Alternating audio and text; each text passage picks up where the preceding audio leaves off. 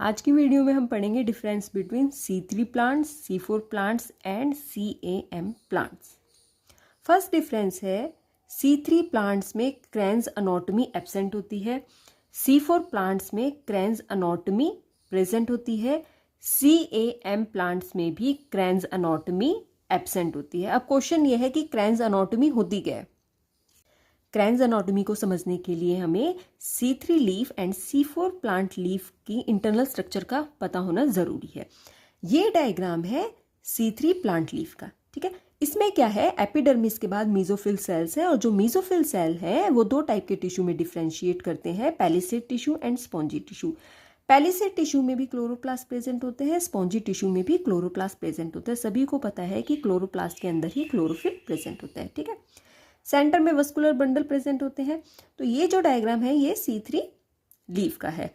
हमने अभी क्या पढ़ा था कि C3 लीफ में क्रेन्स अनोटमी एब्सेंट होती है, लेकिन C4 लीफ में क्रेन्स अनोटमी प्रेजेंट होती है। तो डिफरेंस तो होगा इंटरनल स्ट्रक्चर में।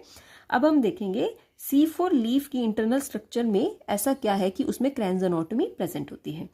यहाँ देखिए, ये एपिडर्मिस है, एपिडर्मिस के बाद ये है मेसोफिल सेल्स।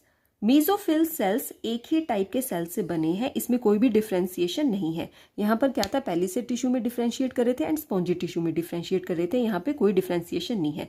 तो मेसोफिल सेल्स में क्या है, क्लोरोप्लास्ट प्रेजेंट है और क्लोरोप्लास्ट के अंदर क्लोरोफिल प्रेजेंट है। अब यहाँ मेन जो चीज़ देखने वाली है वो ये है, यहाँ सेंटर में वस्कुलर बंडल प्रेजेंट है, ठीक है। इसमें इंपॉर्टेंट चीज़ देखने वाली ये है कि जो वस्कुलर बंडल है इनको एनक्लोज कर रखा है वस्कुलर शीट ने। ये है वस्कुलर शीट। वस्कुलर शीट में भी क्लोरोप्लास्ट प्रेजेंट है, ठीक है। अब यहाँ पर मेसोफिल सेल्स में तो प्रेजेंट है ही है क्लोरोप्लास्ट, साथ के साथ वस्कुलर जो शीट है उसमें भी क्लोरोप्लास्ट प्रेजेंट है।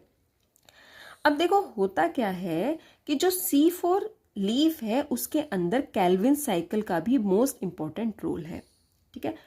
कैल्विन साइकिल को परफॉर्म करने के लिए इंपॉर्टेंट एंजाइम्स की ज़रूरत होती है।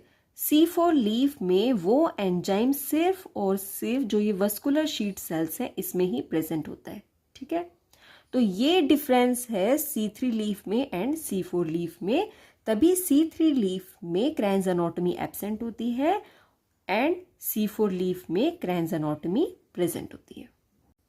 सेकेंड डिफरेंस है, C3 प्लांट्स में कार्बन डाइऑक्साइड ATP NADPH का रेशो है 1:3:2, जबकि C4 प्लांट्स में इनका रेशो है 1:5:2 एंड CAM प्लांट्स में इनका रेशो है 1:6.5:2।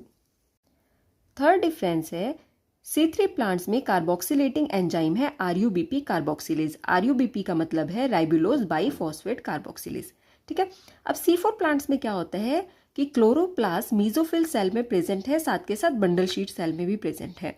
अब मेसोफिल सेल्स में कार्बोक्सिलेटिंग एंजाइम है PEP कार्बोक्सिलेज। PEP का मतलब है फॉस्फोइनोल पायरुविक कार्बोक्सिलेज, ठीक है। लेकिन जो बंडल शीट सेल्स में कार्बोक्सिलेटिंग एंजाइम है वो है RUBP कार्बोक्सिलेज, ठीक है।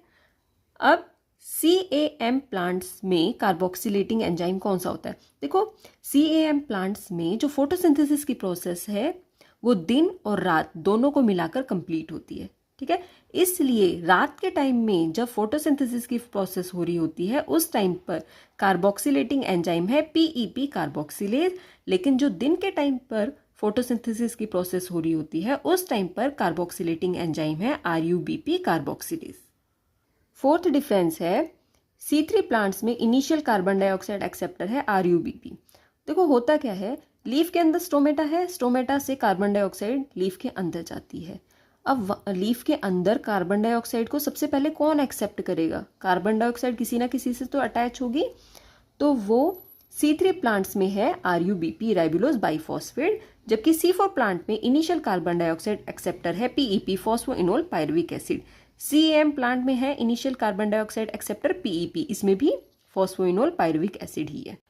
फिफ्थ डिफरेंस है, C3 प्लांट्स में जो फर्स्ट स्टेबल प्रोडक्ट है वो है 3-PGA। PGA का मतलब है यहाँ पर फॉस्फोग्लिसरिक एसिड। इस 3 का मतलब यहाँ पर ये है कि ये 3 कार्बन कंपाउंड है, PGA है वो 3 कार्बन कंपाउंड है, ठीक है। C4 प्लांट में जो फर्स्ट स्टेबल प्रोडक्ट बनता है वो है ऑक्जेलो एसिटिक एसिड, इसको ऑक्जेलो एसिटेट भी बोल सकते हैं, और ये 4 कार्बन कंपाउंड होता है, ठीक है। CAM प्लांट्स में भी जो फर्स्ट स्टेबल प्रोडक्ट बनता है वो है oxalo acetic acid. Next difference है C3 प्लांट्स में जो ऑप्टिमम टेम्परेचर होता है फोटोसिंथेसिस के लिए वो है 15 to 20 डिग्री सेल्सियस, जबकि C4 प्लांट में फोटोसिंथेसिस के लिए ऑप्टिमम टेम्परेचर है 30 to 40 degree Celsius. CAM plants में ऑप्टिमम टेम्परेचर है फोटोसिंथेसिस के लिए लेस देन 40 डिग्री सेल्सियस।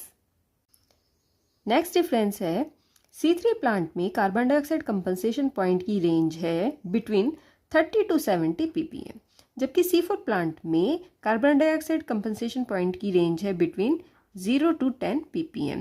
अब जो CAM प्लांट्स होते हैं उनमें जो फोटोसिंथेसिस की प्रोसेस है वो दिन में भी होती है और रात में भी होती है, ठीक है। तो रात के टाइम में कार्बन डाइऑक्साइड कंपनसेशन पॉइंट की रेंज है between 0 to 5 ppm। Eighth difference है C3 प्लांट में फोटो रेस्पिरेशन प्रेजेंट होता है, C4 प्लांट में फोटो रेस्पिरेशन एब्सेंट होता है। CAM प्लांट में फोटो रेस्पिरेशन होता है लेकिन वो केवल दिन के टाइम में ही होता है।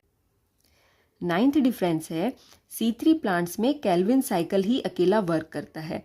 कंफ्यूज नहीं होना, केल्विन साइकिल को ही C3 साइकिल बोलते हैं, ठीक है। अब C4 प्लांट्स में क्या होता है कि C4 प्लांट में केल्विन साइकिल तो वर्क कर रहा है। अब केल्विन साइकिल क्या था? C3 cycle. अब C3 साइकिल के साथ साथ हैच एंड स्लेक साइकिल भी वर्क कर रहा है। अब हैच एंड स्लेक साइकिल क्या है? देखो, हैच एंड स्लेक ये दो साइंटिस्ट थे, उन्हीं के नाम पर C4 साइकिल का नाम पड़ा, ठीक है। केल्विन साइकिल है C3 cycle, Hatch and Slack cycle है C4 साइकिल, ठीक है। तो C4 प्लांट्स में C3 एंड C4 साइकिल दोनों वर्क करते हैं। अब CAM प्लांट्स में क्या होता है? CAM प्लांट्स में भी जो केल्विन साइकिल है उसके साथ साथ हैच एंड स्लेक साइकिल यानी कि C4 साइकिल वर्क करता है।